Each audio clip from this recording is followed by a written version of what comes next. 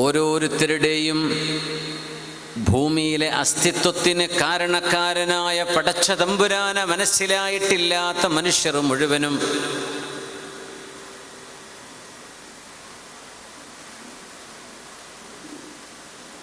അവരെ കൺവിൻസ് ചെയ്യാൻ കഴിയുന്ന, അവരെ സമ്മതിപ്പിക്കാൻ കഴിയുന്ന, അവർക്ക് ഉൾക്കൊള്ളാൻ കഴിയുന്ന വിധമുള്ള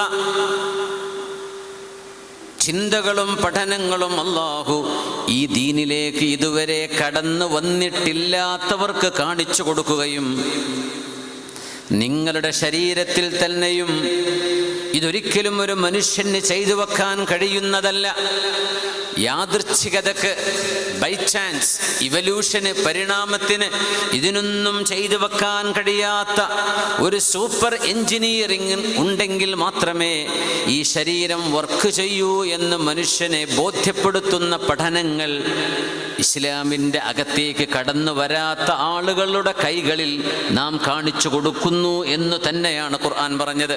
അതാണ് അത്ഭുതം. പഠനങ്ങൾ നടക്കുമ്പോഴത് ഖുർആനിലുണ്ടല്ലോ എന്നല്ലേ നിങ്ങൾ പറയുന്നത്? ആദ്യം കണ്ടെത്തിയ പോരായിരുന്നോ? അല്ലല്ല, അതങ്ങനെ തന്നെ വരൂ. പഠനം അവർ നടത്തണം. അവിശ്വാസികൾ അവർ പടച്ചവനില്ല എന്ന ബേസിസിലായിരിക്കും പഠനം നടത്തുക. ലോകത്തെ ഏതൊരു ഗവേഷണത്തിനും, ഞാൻ ആ വഴിക്ക് പോകല്ല, ഒരു ആമുഖം പറയാം, ഏത് ഗവേഷണം നടത്തുകയാണെങ്കിലും ഒരു ടൈറ്റിൽ, ഒരു ലക്ഷ്യം, ഒരു ഒബ്ജക്റ്റീവ്. ഇപ്പം ജീവജാലങ്ങൾക്കിടയിൽ ഒരു കമ്മ്യൂണിക്കേഷൻ നടക്കുന്നുണ്ട്, ഉദാഹരണം പറയാം, ആ ഒരു ടോപ്പിക്കിനെ ബേസ് ചെയ്തുകൊണ്ട് അവർ നടത്തുന്ന പഠനം മുഴുവനും ആ കമ്മ്യൂണിക്കേഷൻ എങ്ങനെയൊക്കെയാണ് എന്ന് മനസ്സിലാക്കാൻ അവരെ സഹായിക്കും. പക്ഷെ അള്ളാഹുവിനെ കുറിച്ചുള്ള അന്വേഷണത്തിൽ മാത്രം പടച്ചവനില്ലാന്ന് തീരുമാനിച്ചിട്ട് പിന്നെ അന്വേഷണം, അത് അന്വേഷണത്തിൻ്റെ റിസർച്ച് ചെയ്യുന്ന തത്വത്തിന് തന്നെ എതിരാണ്. അള്ളാഹുവിൻ്റെ അസ്തിത്വത്തെ ബോധിച്ചുകൊണ്ടുള്ളൊരു അന്വേഷണമാണ് നടന്നിരുന്നതെങ്കിൽ മനുഷ്യൻ്റെ കുറഞ്ഞ സമയം, ഇവിടെ മന്നാനി സൂചിപ്പിച്ച പോലെ, you only live once for creed and deeds, വിശ്വാസത്തിനും കർമ്മത്തിനുമായി ഒരു ജീവിതമേ ഇവിടെ ഉള്ളൂ. But in reality you live twice, here and the hereafter. പടച്ചവതമ്പുരാൻ്റെ മുമ്പിൽ വിചാരണക്കുള്ള ഒരു ജീവിതം കൂടെ നമ്മളെ കാത്തിരിക്കുകയാണ്. ആ ഈ കുറഞ്ഞ സമയം മനുഷ്യൻ തർക്കിച്ചുകൊണ്ടുണ്ടോ എവിടെ എന്ന് ചോദിക്കുന്ന ചോദ്യങ്ങൾ ചോദിച്ച് ആ ജീവിതം അവസാനിക്കുമ്പോൾ നിരർത്ഥകമായ കുറേ സമയങ്ങൾ നമ്മുടെ മുമ്പിൽ കഴിഞ്ഞു പോയതായി കാണുകയാണ്. മനുഷ്യൻ എത്ര വലിയ നഷ്ടത്തിലാണ്. അതുകൊണ്ടാണ്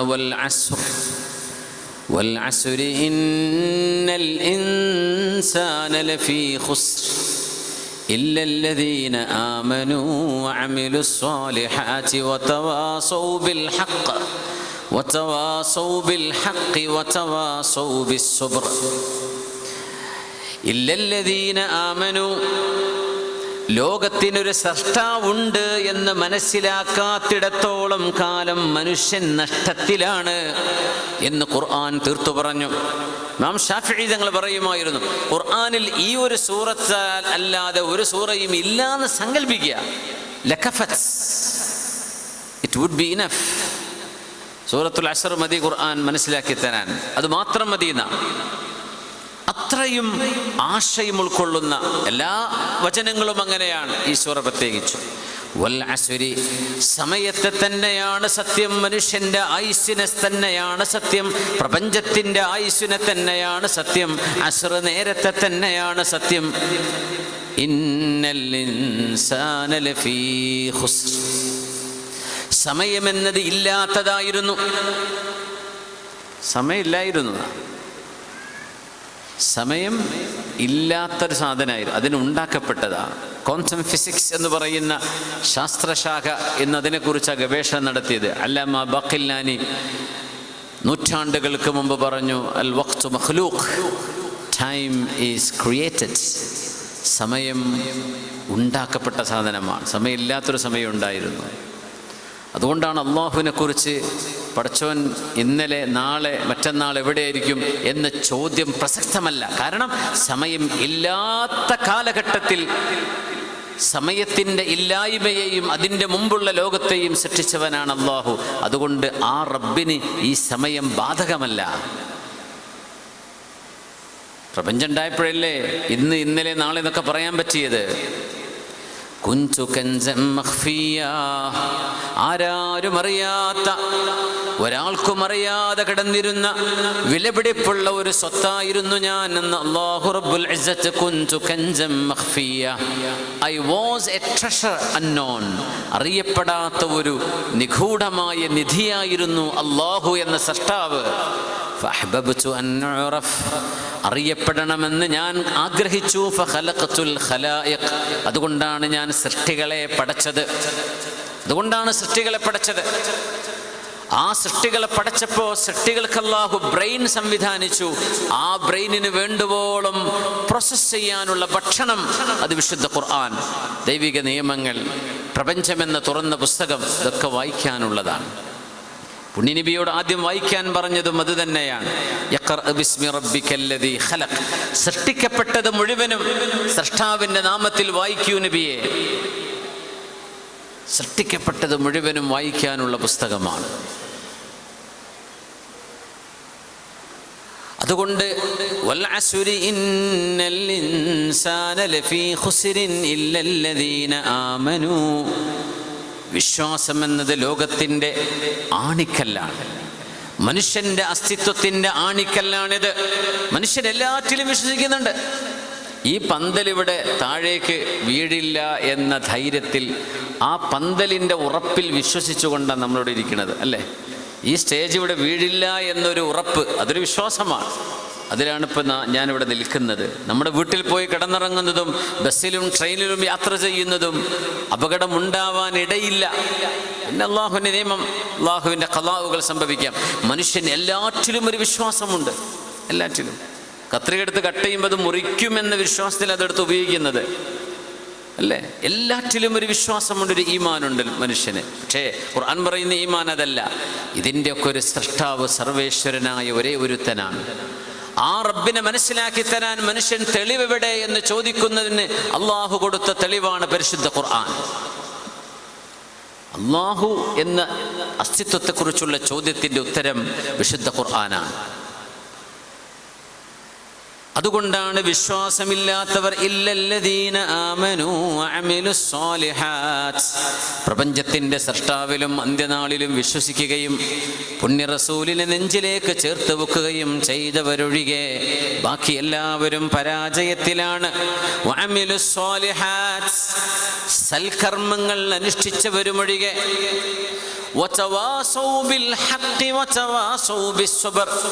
ധർമ്മവും സത്യവും നീതിയും ലോകത്ത് പുലരണം എന്ന് പറഞ്ഞ് മനുഷ്യരെ പരസ്പരം നന്മ കൊണ്ട് ഉപദേശിക്കുകയും, മനുഷ്യരൊരിക്കലും അടിപിടി കൂടാതെ, യുദ്ധം ചെയ്യാതെ, കലാപങ്ങൾ ഉണ്ടാക്കാതെ, വർഗീയത പറയാതെ, വിദ്വേഷം പറയാതെ,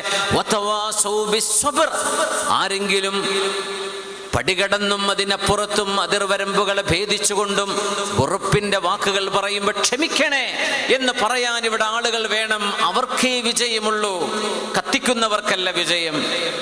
വർഗീയതയും വിദ്വേഷവും ഉണ്ടാക്കുന്നവർക്കല്ല, അതിനെ ഊതിക്കെടുത്തുന്നവർക്ക് മാത്രമേ വിജയമുള്ളൂ. 4 ഗുണങ്ങൾ പറഞ്ഞുകൊണ്ടാണ് സൂറത്തുൽ അസ്ർ അവസാനിക്കുന്നത്. അതുകൊണ്ട് പുണ്യനബി ഞങ്ങളൊരു കാര്യം പറഞ്ഞു സല്ലല്ലാഹു അലൈഹി വസല്ലം, അൽ കാഫിറു ലാ അഖ്ല ലഹ്. എന്താ വാക്കിൻ്റെ അർത്ഥം? അൽ കാഫിറു ലാ അഖ്ല ലഹ്, A disbeliever has no intellect. പടച്ചവനില്ല എന്ന് പറയുന്ന ഒരു മനുഷ്യൻ, അയാൾക്ക് ബുദ്ധിയില്ല. എത്ര സത്യമാണത്! എത്രയോ വലിയ ഡിഗ്രികളും PGയും PhDയും ഉള്ള ആളുകളായിരിക്കാം, ഹൈ പ്രൊഫഷനുകളായിരിക്കാം. പക്ഷേ തൻ്റെ അസ്തിത്വത്തിൻ്റെ നിദാനം ഏതാണ്? ഈ പ്രപഞ്ചത്തിന് സൃഷ്ടാവ് ഉണ്ട് എന്ന് വിശ്വസിക്കേണ്ടതിന് പകരം പ്രപഞ്ച സൃഷ്ടാവിനെ നിഷേധിക്കുന്ന ഒരാൾക്കാണ് കാഫിർ എന്ന് അറബിയിൽ പറയാം. ദൈവനിഷേധം, പടച്ചതമ്പുരാന്റെ അസ്തിത്വം ഇല്ല എന്ന് പറയാം. അങ്ങനെ ഒരു പ്രപഞ്ചത്തിന് സൃഷ്ടാവില്ല എന്ന് മനസ്സിലാക്കി വെച്ച ഒരാൾ എന്തു പറഞ്ഞാലും അതിനെന്ത് യുക്തിയാണ്? അതുകൊണ്ട് അൽ കാഫിറു ലാ അഖ്ല ലഹ്, കാഫിറായ ഒരു മനുഷ്യന് അഖ്ലില്ല എന്ന് പുണ്യനബി ഞങ്ങൾ പറഞ്ഞു സല്ലല്ലാഹു അലൈഹി വസല്ലം. അത് വർഗീയത പറയാനുള്ള വാക്കല്ല, അത് മനുഷ്യൻ ചിന്തിക്കണമെന്ന് പഠിപ്പിക്കാനുള്ള വാക്കാണത്. നമ്മളിപ്പോൾ ജനിച്ചപ്പോഴേ മുസ്ലിമായി കലിമ ചൊല്ലി മദർസിലും പള്ളിയിലും ജുമഅക്കൊക്കെ പോയി വരുന്ന ആളുകളായതുകൊണ്ട് ഞാനീ പറയുന്നതിൻ്റെ പ്രസക്തി ഒരുപക്ഷെ പെട്ടെന്നങ്ങ് പിടികിട്ടിക്കൊള്ളണമെന്നില്ല. പക്ഷേ വലിയൊരു തലമുറ ഈ ഒരു അടിസ്ഥാനമില്ലാതെ വളർന്നുകൊണ്ടിരിക്കുകയാണ് ലോകത്ത്. വിശുദ്ധ ഖുർആനെ പരിചയപ്പെടുത്തുന്നൊരു സദസ്സാണല്ലോ ഇത്. ഖുർആൻ സൂറത്തുർ റഅദിൽ വലിയ ഒരു പ്രവചനം അല്ലാഹു ചെയ്തു വച്ചിരിക്കുകയാണ്. അത്ഭുതപ്പെടുത്തുന്നൊരായത്ത്.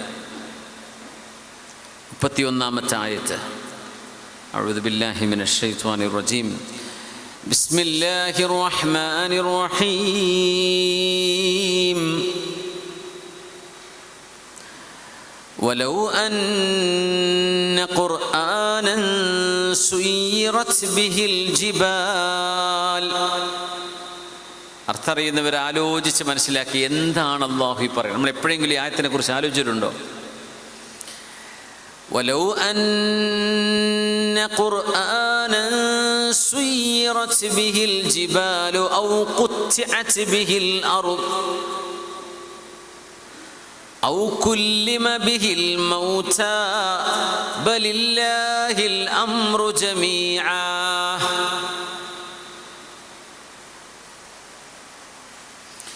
أفلم ييأس الذين آمنوا أن لو يشاء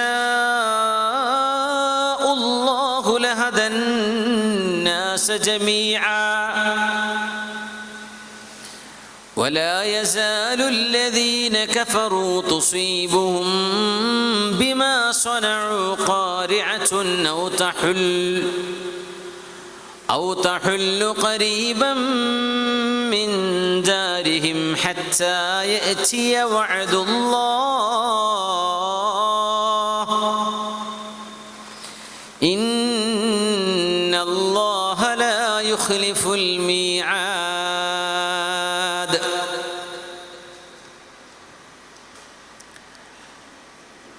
പർവ്വതങ്ങൾ ഭൂമിയുടെ ആണിക്കല്ലുകളാണ്. എവറസ്റ്റ് ഉൾക്കൊള്ളുന്ന ഹിമാലയമടക്കം ലോകത്തുള്ള പർവ്വതങ്ങളെല്ലാം ഭൂമിയുടെ മുകളിൽ കാണപ്പെടുന്നതിൻ്റെ 2 ഭാഗത്തോളം അതിലേറെയും ഭൂമിയുടെ ഉള്ളിലേക്ക് വേരുപോലെ കിടക്കുന്ന പർവ്വതങ്ങൾ. കാണുന്നതിൻ്റെ പകുതിയോളം ഭൂമിൻ്റെ ഉള്ളിലേക്ക് വേരുകളായി പോയിട്ടുണ്ടെന്നാണ്. ആ പർവ്വതങ്ങളെ ഒന്ന് മൂവ് ചെയ്യുക എന്നത് സങ്കല്പിച്ചു നോക്കൂ. ഒരു പർവ്വതത്തെ നമുക്ക് പൊട്ടിക്കാം, ബ്രേക്ക് ചെയ്യാം, പാറയ്ക്ക് പൊട്ടിച്ചെടുക്കുന്നുണ്ട്. പക്ഷേ ഒരു പർവ്വതത്തെ മൂവ് ചെയ്യാൻ മാത്രമുള്ള സംവിധാനം മനുഷ്യൻ കണ്ടെത്തിയിട്ടുണ്ടോ? നമുക്ക് JCB കൊണ്ട് എന്തെങ്കിലും കുറച്ച് ചെറിയ സാധനങ്ങളൊക്കെ നീക്കാം. ഒരു പർവ്വതം നീക്കുന്നത് വിശുദ്ധ ഖുർആൻ കൊണ്ട് അതുപോലും സാധ്യമാണ് എന്ന് പറഞ്ഞിരിക്കുകയാണ് അല്ലാഹു റബ്ബുൽ ഇസ്സത്ത്. വലൗ അന്ന ഖുർആനൻ സുയ്യിറത് ബിഹിൽ ജിബാൽ. അസലിയായ അബദിയായ അല്ലാഹു ജല്ല ജലാലു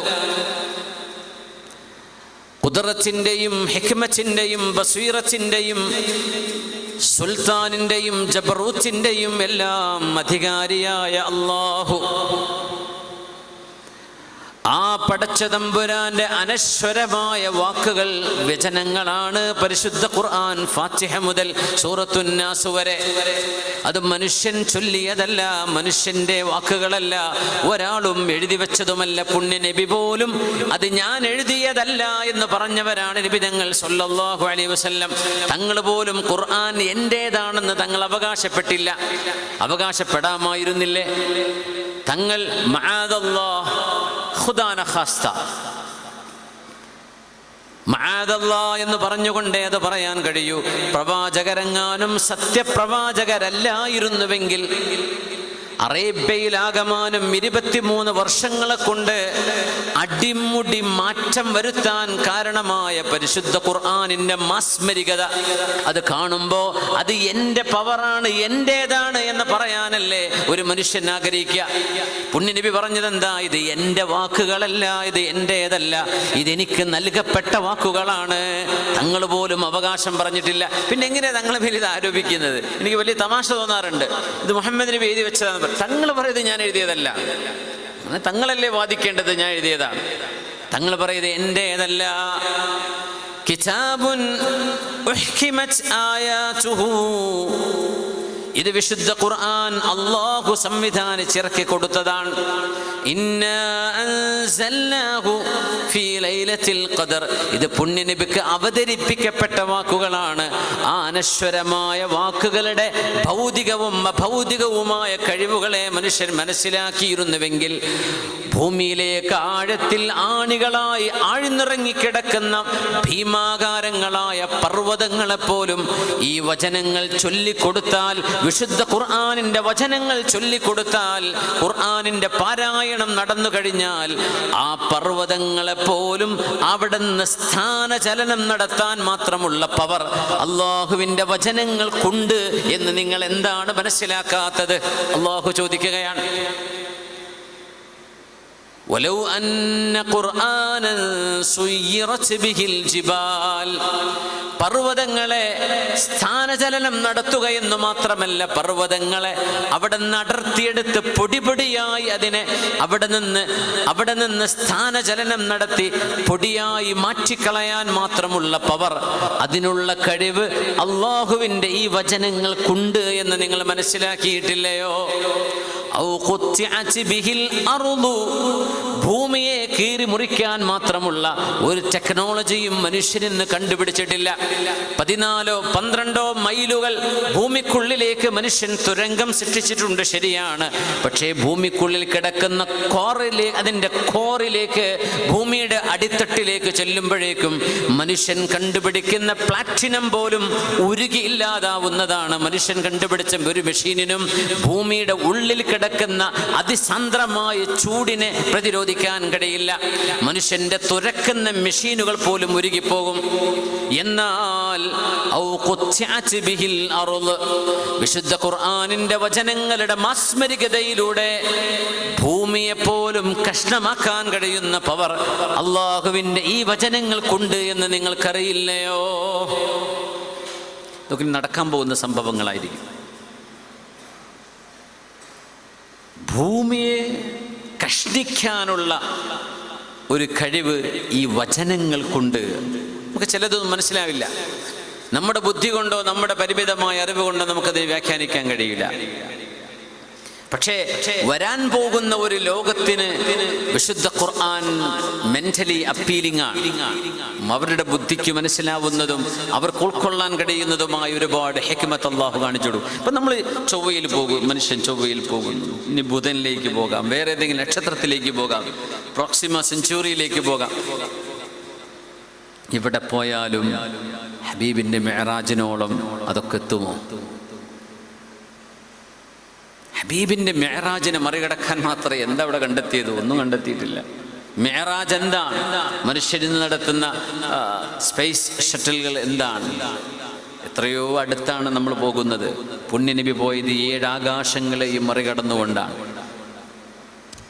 ഇപ്പം നമ്മൾ സംസാരിക്കുന്നുണ്ട് ഫോണിലൂടെ. ഇനി സ്മെല്ല് കേൾക്കാൻ തുടങ്ങുന്ന സാധനങ്ങൾ ട്രാൻസ്പോർട്ട് ചെയ്യാൻ പറ്റുമെന്നാണ് നിമിഷ നേരങ്ങളെ കൊണ്ട്. അതിന് ടെലിപ്പോർട്ടേഷൻ എന്നാണ് പറയാ.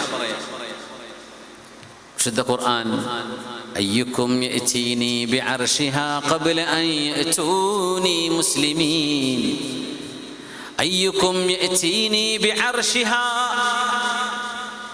യമനിലെ സഭയിൽ കിടക്കുന്ന ബൽഖീസ് രാജ്ഞിയുടെ സിംഹാസനം ആരാണോ എനിക്ക് ഇങ്ങ് ഫലസ്തീനിലേക്ക് ഒരു നിമിഷാർദ്ധം കൊണ്ട് കൊണ്ടുവരാൻ കഴിയുന്നത്?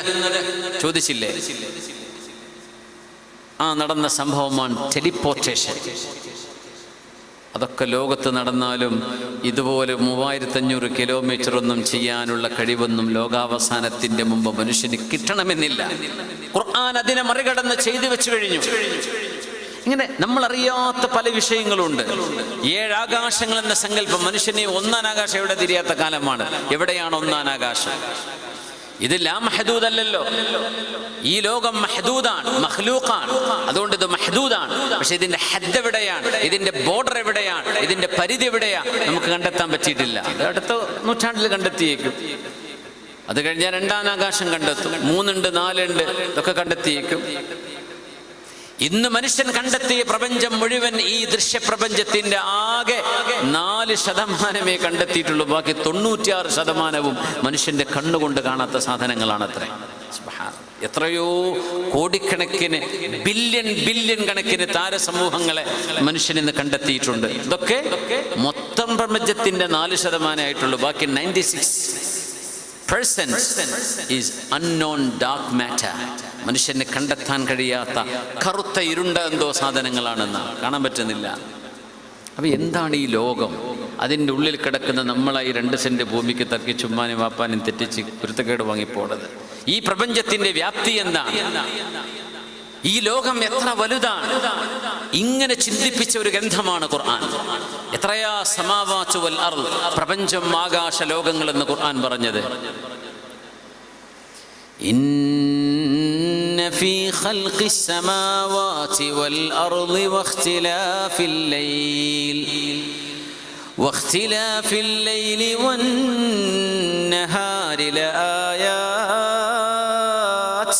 لآيات لأولي الألباب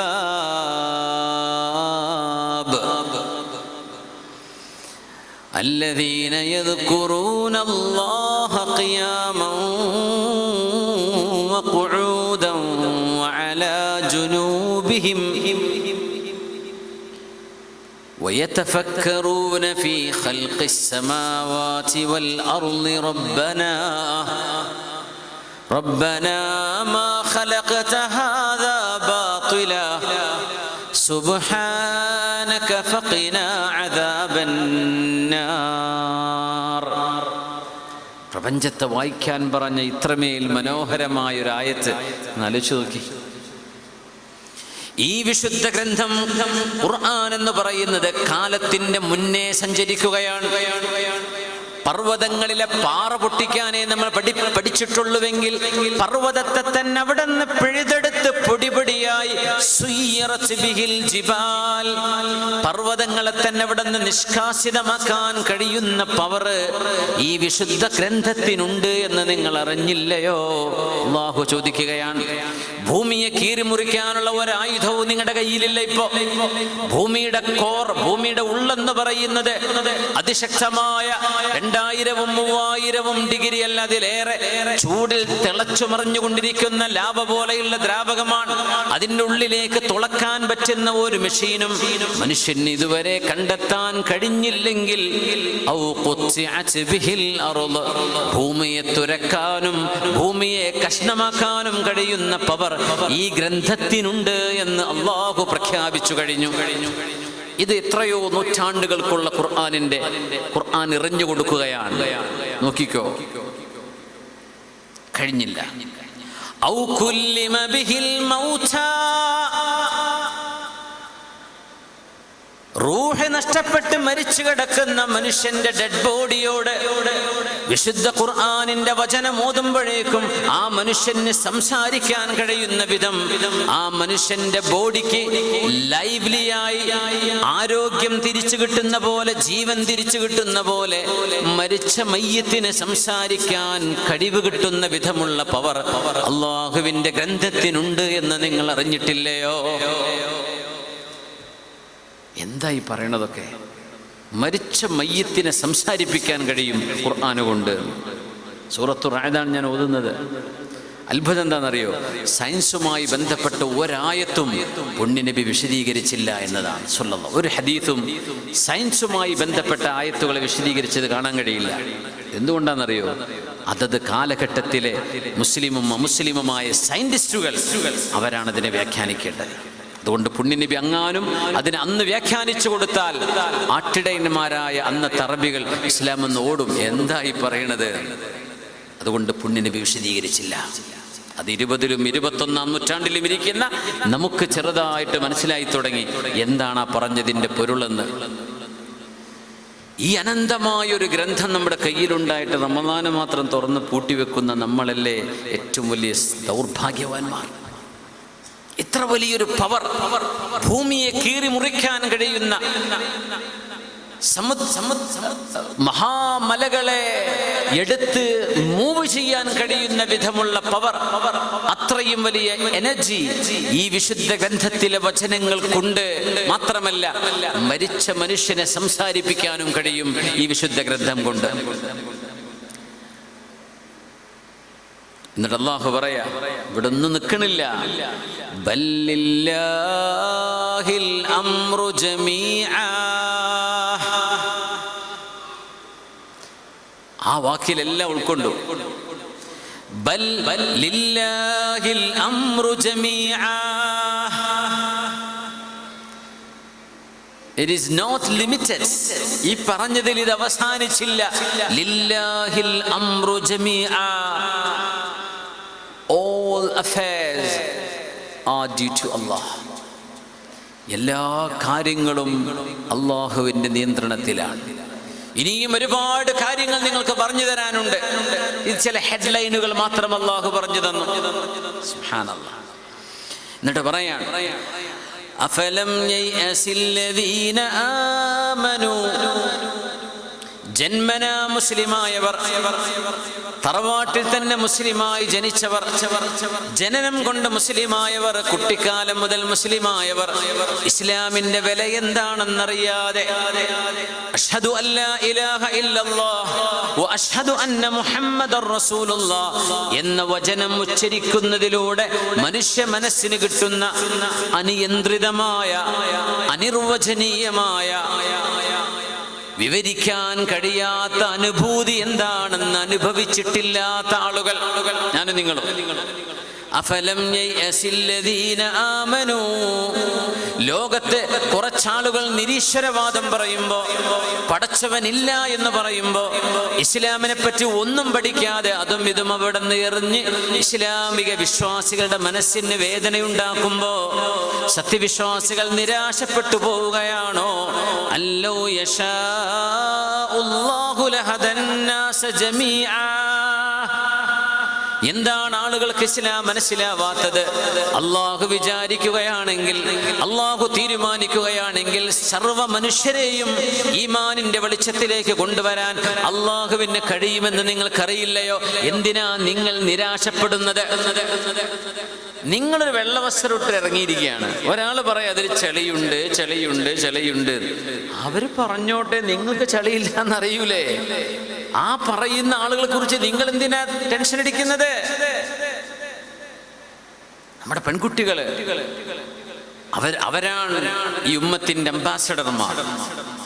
അവരുടെ വേഷം, അവര് തലമറക്കുന്നതും മഫ്ത ധരിക്കുന്നതും നിഖാബും ഹിജാബും ധരിക്കുന്നതും അന്തസ്സിന്റെയും അഭിമാനത്തിന്റെയും സ്വത്വബോധത്തിന്റെയും ഭാഗമാണ്. നമുക്ക് പല കോലത്തിലും നടക്കാൻ പറ്റും. ഒരു ട്രാക്ക് സൂട്ടും കുപ്പായിട്ടും നടന്നാൽ, ഒരു ടീഷർട്ടും ഒരു ജമ്പറിട്ടും നടന്നാൽ ആരും അറിഞ്ഞില്ല എന്ന് വരും. ഏതാ ജാതി കോലം? ഇപ്പൊ കുറെ കെട്ടും മട്ടും കാതിലും മൂക്കിലും കുത്തുന്ന കാലമാണ്, പറയും വേണ്ട. പക്ഷെ ഒരു പെണ്ണൊരു മുസ്ലിമച്ചായ പെൺകുട്ടി, എന്തൊരന്തസ്സാണത്!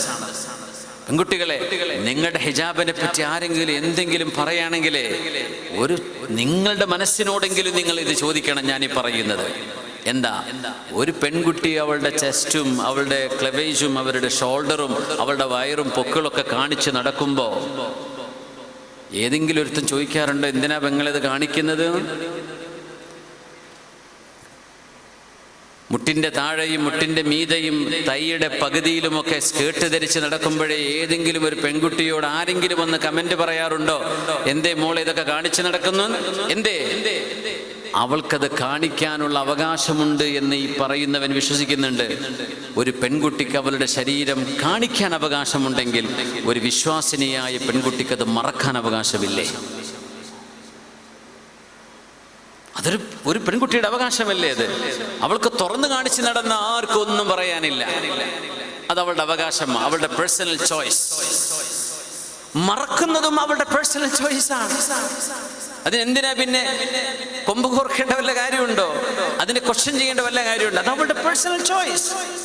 അവൾ അവളുടെ മതം പഠിച്ചവളാണ്. ഈ ലോകം ശാശ്വതമാണെന്ന് ബോധിച്ചവളാണ്. പരലോകമുണ്ടെന്ന് വിശ്വസിച്ചവളാണ്. പുണ്യ റസൂലിലും ഖുർആനിലും വിശ്വസിക്കുന്നവളാണ്. അതുകൊണ്ട് she has a right to cover up herself. അതുകൊണ്ട് നമ്മുടെ മക്കൾ ആരും നിരാശപ്പെട്ടു പോകരുത്. ധാർമ്മികതയിൽ അന്തസ്സോടെ നിങ്ങൾ പിടിച്ചു നിൽക്കുമ്പോൾ അഭിമാനമാണ്. നിങ്ങൾ ഈ ഉമ്മത്തിന്റെ അഭിമാനം ഉയർത്തി കാണിക്കുന്നവരാണ്. ഈ ദീൻ കാലാകാലങ്ങളിൽ സുശക്തമായി നിലനിൽക്കും. എത്രയധികം പരിഹാസം ഈ ദീനിനെതിരെ വരുന്നുണ്ടോ അവരെ കൊണ്ടൊക്കെ ഇസ്ലാമിന് മെച്ചമേ ഉണ്ടായിട്ടുള്ളൂ.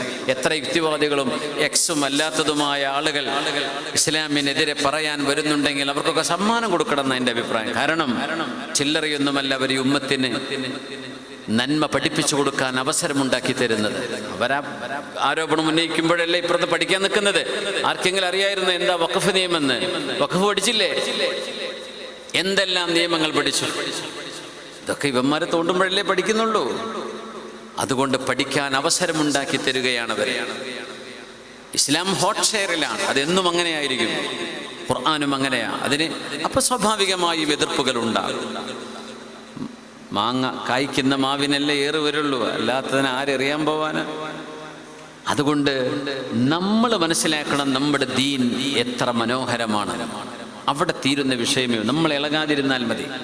നമ്മൾ പഠിക്കണം. ഈ ഖുർആൻ മനുഷ്യർ 21, 22, 23 നൂറ്റാണ്ടായിക്കോട്ടെ, ഖുർആൻ പോലോത്ത അറബ് ഭാഷ സംസാരിക്കുന്ന എത്രയോ മുസ്ലിമീങ്ങളല്ലാത്തവർ ലോകത്തുണ്ട്. പരിശ്രമിച്ചോട്ടെ, ഖുർആൻ പോലെ ഒരു സൂറത്ത് കൊണ്ടുവരാൻ കഴിയൂല. ഖുർആൻ ഒരു വേറെ ഭാഷയാണ് എന്നാ ചിലർ പറയാ. പണ്ഡിതന്മാർ അങ്ങനെ പറയാം. അറബ് ഭാഷ, അറബ് അക്ഷരമാണ്. പക്ഷേ അറബ് അക്ഷരങ്ങളെ കൊണ്ട് ഖുർആൻ പോലത്തെ ഒരു ഫ്ലോ ഉള്ള ഒരു സെന്റൻസ് കൊണ്ടുവരാൻ കഴിയില്ല. لقد سمع الله قول التي تجادلك في زوجها وتشتكي إلى الله والله يسمع تحاوركما.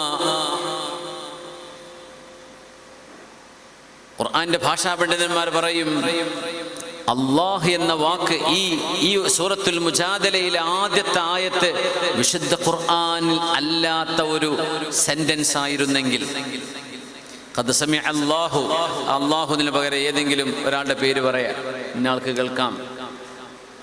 ഖൗലല്ലതി തുജാദിലുക ഫീ സൗജിഹാ വതശ്തകി ഇലല്ലാഹ്. അല്ലാഹ് എന്ന് ആവർത്തിക്കും. വല്ലാഹു യസ്മഉ തഹാവുറകുമാ.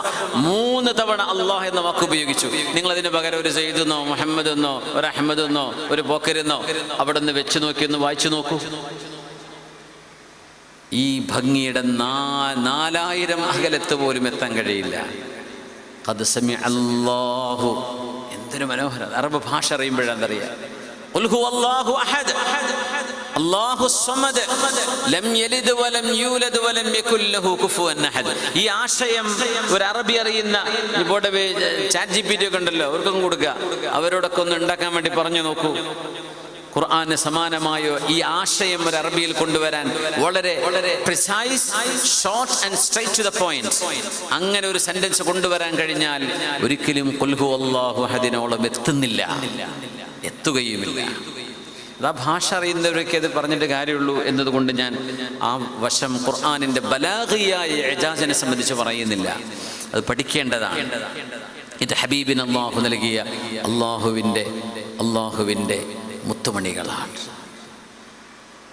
ആ വചനങ്ങളാണ് മനുഷ്യനെ ഈ ജീവിതം ജീവസുറ്റാക്കുന്നത്. ആ വചനങ്ങളാണ് നാളെ പരലോകത്ത് നമുക്ക് ഉപകാരപ്പെടുന്നത്. വിശുദ്ധ ഖുർആനിന്റെ ഈ വചനങ്ങളാണ് ഹൃദയത്തിന്റെയും ശരീരത്തിന്റെയും അസുഖങ്ങൾക്ക് ശിഫയാകുന്നത്. ഈ വചനങ്ങളാണ് നമ്മുടെ ചിന്തകളെ നിലനിർത്തിക്കൊണ്ടുപോകുന്നത്. ഈ വചനങ്ങളാണ് മനുഷ്യനെ ജീവിപ്പിക്കാൻ പ്രേരിപ്പിക്കുന്നത്. ഒരിക്കലും അവസാനിക്കാത്ത ഒരു ഗ്രന്ഥം, ഏതെങ്കിലും ഒരു പുസ്തകം, ഒരു നോവൽ, ഷെർലക് ഹോംസിന്റെ ഒരു നോവൽ നിങ്ങൾ വായിച്ചു എന്ന് വിചാരിക്കുക.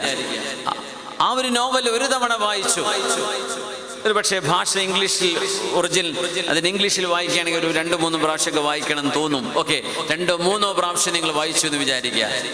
4-ാം തവണ നിങ്ങൾക്ക് വായിക്കാൻ തോന്നില്ല. 5-ാം തവണ അത് ബോറടിക്കും. 6-ാം തവണ നിങ്ങൾ അതിന് അരികത്ത് പോവില്ല. ഇനി നിങ്ങൾക്കത് വേണ്ട. I M done with it. എനിക്കിനി വേണ്ട, ഞാനത് വായിച്ചു തീർന്നതാണ്.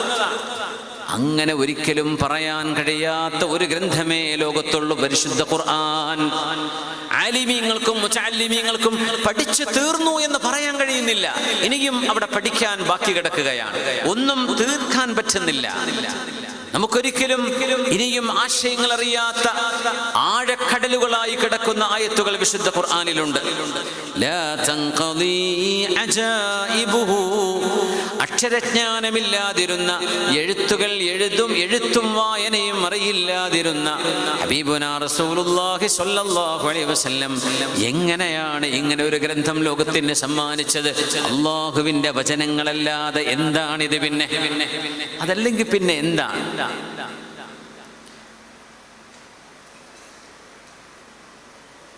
ലോകത്തിന്റെ ഗുരുവിന്റെ മുമ്പിൽ വന്ന്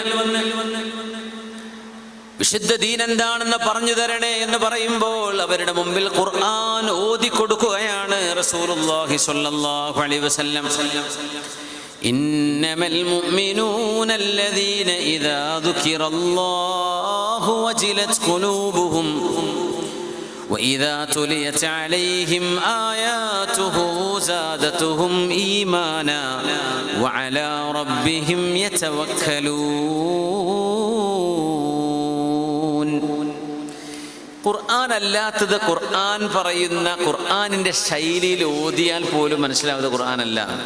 നമ്മൾ നിക്കാഹിൻ്റെ സദസ്സിലൊക്കെ ഖുത്ബ ഓതൂലേ, അതൊക്കെ ഖുർആൻ ഓതുന്ന പോലെ ഉന്നത്തും ഇദ്ഗാമും ബിലാ ഉന്നും ഒക്കെ വെച്ചിട്ട് നമ്മൾ ഓതിയാൽ പോലും അതിൽ പറയുന്ന ആയത്ത് വേറിട്ട് നിൽക്കും. ഇത് വേറെയാണ്. 200ഓളം ആളുകളുമായി കെയ്റോവിൽ നിന്ന്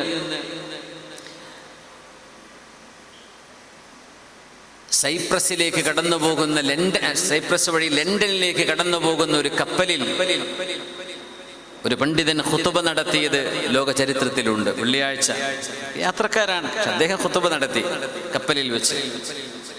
ആ ഖുതുബ കേട്ടുകൊണ്ടിരുന്ന ഒരു ഇംഗ്ലീഷുകാരി, അവര് ഖുതുബൊക്കെ കഴിഞ്ഞതിന് ശേഷം ഈ പണ്ഡിതന്റെ അരികത്ത് വന്ന് ചോദിച്ചു, നിങ്ങൾ പറഞ്ഞ അറബി ഭാഷ എനിക്ക് ഏറെക്കുറെ കേട്ടാൽ മനസ്സിലാവും, പക്ഷെ അതിൻ്റെ ഇടയിൽ നിങ്ങൾ ചില വ്യത്യസ്തമായ ഒരു അറബി സംസാരിച്ചല്ലോ, അതെന്തായിരുന്നു?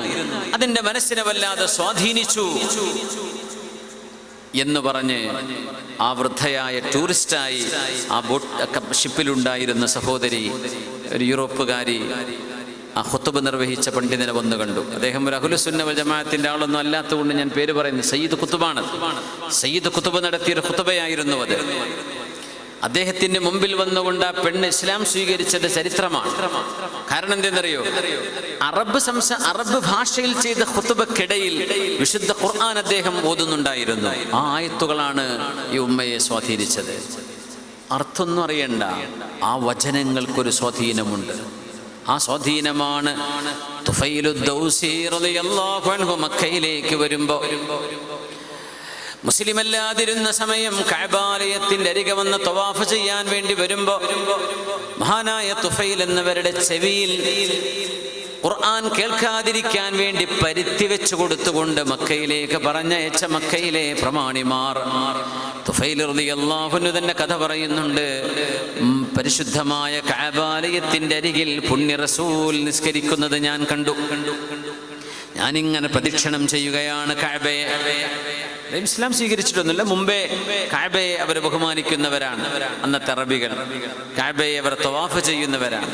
തവാഫ് ചെയ്യുമ്പോൾ പുണ്യ റസൂലിന്റെ അരികത്തുകൂടെ പോകുമ്പോൾ എന്തോ മനോഹരമായ വചനങ്ങൾ അവിടുന്ന് ഇങ്ങനെ ഓതുന്നത് ഞാൻ കേട്ടു. എൻ്റെ ചെവിയുടെ പരുത്തി വെച്ച് അടച്ചു വെച്ച എൻ്റെ ചെവിക്കുള്ളിലേക്ക് അത് തുളച്ചു കയറുന്നത് ഞാൻ അറിഞ്ഞു. ഞാൻ ചിന്തിച്ചു, ഞാൻ അറബി അറിയുന്ന ഒരു ഭാഷാ പണ്ഡിതനാണല്ലോ, ഒരു കവിയാണല്ലോ, എന്തുകൊണ്ട് ഞാൻ ഇവർക്ക് ഇങ്ങനെ അടിമപ്പെട്ടു കൊടുക്കണം? ഞാനൊന്ന് കേട്ടാൽ എന്താണ് എന്ന് വിചാരിച്ചുകൊണ്ടാണ് തുഫൈൽ റളിയല്ലാഹു അൻഹു ആ പരുത്തി ചെവിയിൽ നിന്ന് എടുത്തു മാറ്റിയത്. എന്നിട്ട് മനസ്സ് നിറയോളം കേട്ടു ഹബീബിന്റെ നിസ്കാരം. അവിടുന്ന് പരിശുദ്ധമായ നിസ്കാരത്തിന്റെ ഇടയിൽ അവിടുന്ന് നിർവഹിക്കുമ്പോൾ ഓതിയിരുന്ന ആയത്തുകൾ തുഫൈലു ദൗസി റളിയല്ലാഹു അൻഹു കേട്ടതാണ്. ദൗസ് ഗോത്രം തന്നെ ആയിരക്കണക്കിന് ആളുകൾ ഇസ്ലാമിലേക്ക് കടന്നു വരാൻ കാരണമാകുന്ന വിധം മഹാനവറുകളുടെ മനസ്സിനെ സ്വാധീനിച്ചത് ഹബീബിന്റെ ഖിറാഅത്തായിരുന്നു. അപ്പൊ നമുക്ക് വെറുതെ യൂട്യൂബിൽ ഖുർആൻ ഒന്ന് പ്ലേ ചെയ്യാം, ഏതെങ്കിലും സോഷ്യൽ മീഡിയയിൽ ഖുർആൻ അങ്ങനെ ചെയ്യുന്ന എത്ര ചാനലുകാരുണ്ട്. നമുക്ക് വെറുതെ കേട്ടിരുന്നൂടെ? നമുക്ക് ഓതാൻ സമയമില്ല, നമുക്ക് തിരക്കാണ്, നമുക്ക് തിരക്ക് പിടിച്ച ഓട്ടത്തിലാണ്. ഒന്ന് എയർ പ്ലഗ് വെക്കുക, ഒരു ഹെഡ്ഫോൺ വെക്കുന്നു, എയർപോഡ് വെക്കുന്നു, ഏതെങ്കിലും ഖുർആൻ ചാനലുകൾ നമുക്കിങ്ങനെ യാത്ര ചെയ്യുമ്പോൾ കേട്ടുപോയിക്കൂടെ? എന്തൊരു മനോഹരമാണ്.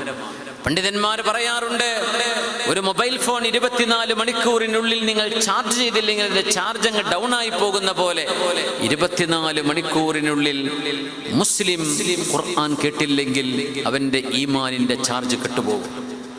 24 മണിക്കൂർ സമയം അതിനുള്ളിൽ വിശുദ്ധ ഖുർആൻ നിർബന്ധമായും കേട്ടിരിക്കണം.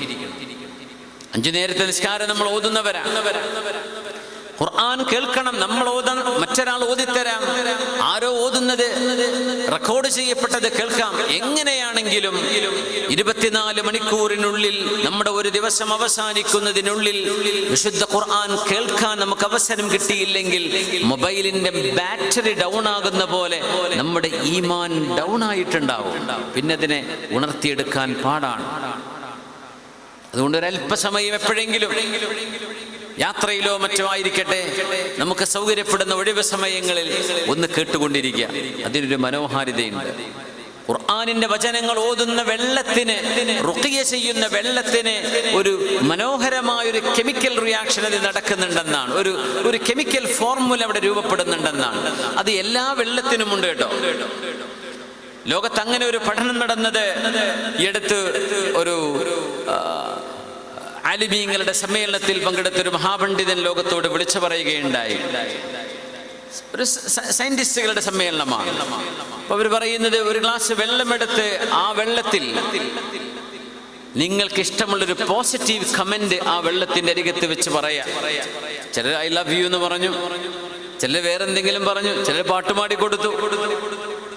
1 മിനിറ്റിൽ താഴെ ആ വെള്ളമെടുത്ത് നേരെ ലാബിൽ കൊണ്ടുപോയി പരിശോധിക്കുമ്പോൾ വെള്ളത്തിന്റെ മോളിക്യൂളുകൾക്ക് രൂപഘടനയിൽ മാറ്റം വരുന്നുണ്ട്. നമ്മൾ മന്ത്രിച്ചൂത എന്ന് പറയില്ലേ, വെള്ളത്തിൽ ഊതുന്നത്, പ്രത്യേകിച്ച് സംസം വെള്ളത്തിൽ ഫാത്തിഹ ഓതി ഇതുപോലെ ഒരു മുസ്ലിം പണ്ഡിതൻ, അദ്ദേഹം സയന്റിസ്റ്റ് കൂടിയാണ്, അദ്ദേഹം അത് ചെയ്തപ്പോൾ അതിലുണ്ടായ മാറ്റങ്ങളെ കുറിച്ച് അവർ അത്ഭുതപ്പെട്ടുകൊണ്ട് ചോദിച്ചു, ഈ വെള്ളങ്ങൾ ഇവിടുന്ന് കൊണ്ടുവന്നതാ, ഇതിലെന്താ നിങ്ങൾ ചെയ്തത് എന്ന് ചോദിച്ചു. അപ്പോൾ ഞാൻ ഖുർആനിന്റെ സൂറത്തുൽ ഫാത്തിഹ ഓതിയതാണ്. അങ്ങനെ പിന്നെ അവർ വേറൊരു വെള്ളം കൊടുത്തു, ഇതിലൊന്ന് ഓതിക്കാട്ടെ എന്ന് പറഞ്ഞു. അദ്ദേഹം സൂറത്തു യാസീൻ മുഴുവനായിട്ടും അതിൽ ഓതിക്കൊടുത്തു. അതുകൊണ്ടുണ്ടാകുന്ന അതിൻ്റെ ഘടനാ മാറ്റങ്ങളിൽ അതിമനോഹരമായ രൂപങ്ങൾ കാണപ്പെട്ടു. നമ്മുടെ ഐസിന്റെ ഒക്കെ ചില ചിഹ്നങ്ങൾ കാണില്ലേ എന്നതുപോലെ അതിനെ സംബന്ധിച്ച് വലിയൊരു പഠനം നടത്തിയ ഒരു സയന്റിസ്റ്റാണ് ഡോക്ടർ അബ്ദുദ്ദാഇം അൽ കഹീൽ. വെള്ളത്തിൽ ഖുർആൻ കൊണ്ട് മന്ത്രിച്ചൂതുമ്പോൾ അതിലുണ്ടാകുന്ന ഘടനാ വ്യത്യാസങ്ങൾ. അപ്പോൾ എന്താണ് വെള്ളത്തിൽ മന്ത്രിച്ചൂതി കുടിക്കണം എന്നൊക്കെ പറയുന്നത് എന്നതിൻ്റെ ചെറിയൊരു പൊരുൾ മനസ്സിലാക്കാൻ ഒരു സൂചന മാത്രം നൽകുകയാണ്. അത് മാത്രം സംബന്ധിച്ച ഒരു തീസിസ് അബ്ദുദ്ദാഇം അൽ കഹീലിൻ്റെ പഠനങ്ങളിൽ കാണാൻ കഴിയും. ഒരുപാട് ഗവേഷണങ്ങളിലൂടെ കടന്നുപോയി ഒരു വെള്ളത്തിൽ വിശുദ്ധ ഖുർആൻ ഓതുമ്പോൾ അതിന് മാറ്റം വരുന്നുണ്ട്, അതിൽ ഷിഫാഇന്റെ കാരണം ഉണ്ടാകുന്നുണ്ട്, മനുഷ്യന്റെ ഇമ്മ്യൂണിറ്റി ബൂസ്റ്റ് ചെയ്യാൻ കഴിയുന്നുണ്ട് എന്നൊക്കെയുള്ള പഠനങ്ങൾ കഴിഞ്ഞ 2 പതിറ്റാണ്ടുകൾക്ക് മുമ്പ് വരെ അതിന്റെ പഠനങ്ങൾ ആരംഭിച്ചു കഴിഞ്ഞിട്ടുണ്ട്. ഇപ്പോഴും തുടർന്നുകൊണ്ടിരിക്കുകയാണ്. വിശുദ്ധ ഖുർആൻ അത്ഭുതമാണ്.